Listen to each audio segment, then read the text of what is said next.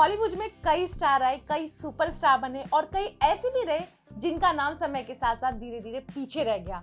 लेकिन कुछ कलाकार ऐसे होते हैं जो किसी एक दौर के नहीं होते, वो हर दौर के होते हैं। एक ऐसा ही नाम है अनिल कपूर।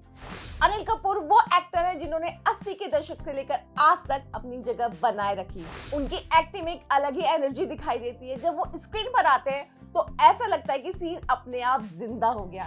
चाहे कॉमेडी हो, एक्शन हो या इमोशनल सीन, अनिल कपूर हर जगह फिट बैठते हैं।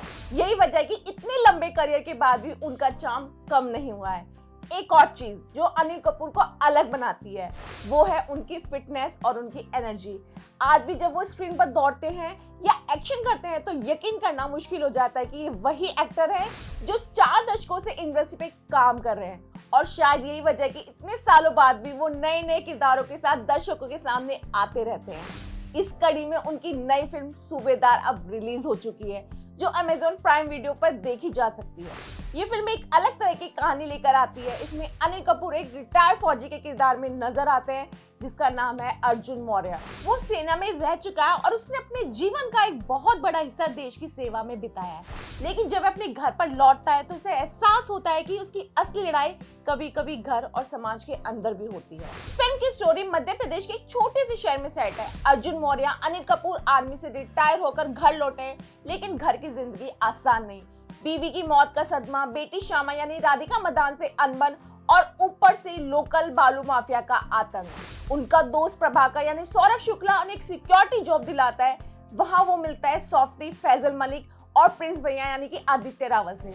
ये बालू माफिया के गुंडे हैं। असली बॉस है बबली दीदी यानी मोना सिंह, जो जेल में ही रहकर सब कुछ कंट्रोल करती है। और फिर शुरू होता है रॉ एक्शन और ड्रामा। लेकिन ऐसा नहीं है कि इस फिल्म में सिर्फ एक्शन है, अनिल कपूर की लाइफ में इमोशन भी भर भर कर है।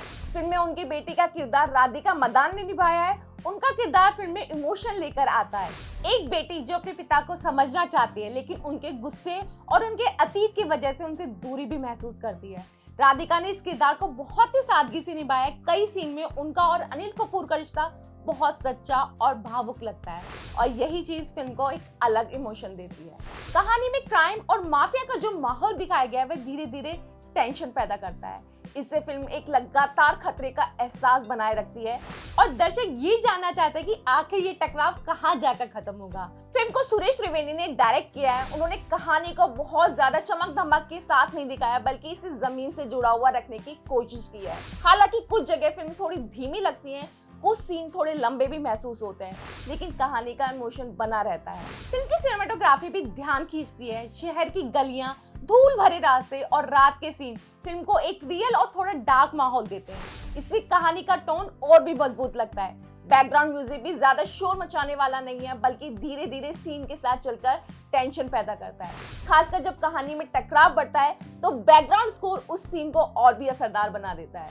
अगर पूरी फिल्म को देखें तो कोई परफेक्ट फिल्म नहीं है। कहानी कुछ जगह पर प्रिडिक्टेबल भी लगती है और क्लाइमैक्स थोड़ा लंबा महसूस होता है, लेकिन इसके बावजूद फिल्म देखने लायक इसलिए बन जाती है क्योंकि इसके बीच में एक बहुत मजबूत परफॉर्मेंस खड़ी है और वह है अनिल कपूर की। सच कहे तो इस फिल्म को देखते समय एक बात साफ समझ में आती है कि अनिल कपूर सिर्फ एक एक्टर नहीं, बल्कि वो उन कलाकारों में से हैं जो हर किरदार में अपनी पूरी एनर्जी डाल देते हैं। इतने सालों बाद भी उनके अंदर वही जोश दिखाई देता है जो एक नए एक्टर में होता है। इसलिए अगर आप एक ऐसी कहानी देखना चाहते हैं जिसमें एक्शन भी हो, इमोशन भी हो और एक एक्सपीरियंस एक्टर की दमदार परफॉर्मेंस भी हो, तो सूबेदार जरूर देखी जा सकती है। क्योंकि कुछ कलाकार सिर्फ फिल्में नहीं करते, वो हर किरदार में अपनी पूरी जिंदगी डाल देते हैं और अनिल कपूर उन्हीं कलाकारों में से एक है। इसलिए जब भी वो स्क्रीन पर आते हैं दिल से एक ही शब्द निकलता है, झक्कास। तो अब बारी है आपकी। कमेंट करके जरूर बताएं कि आपको अनिल कपूर की ये मूवी कैसी लगी। वहीं वीडियो अच्छी लगी तो वीडियो को लाइक, चैनल को सब्सक्राइब करना ना भूलें और रिच फ्रेंड के साथ जुड़ जाएं। Thank you, bye bye.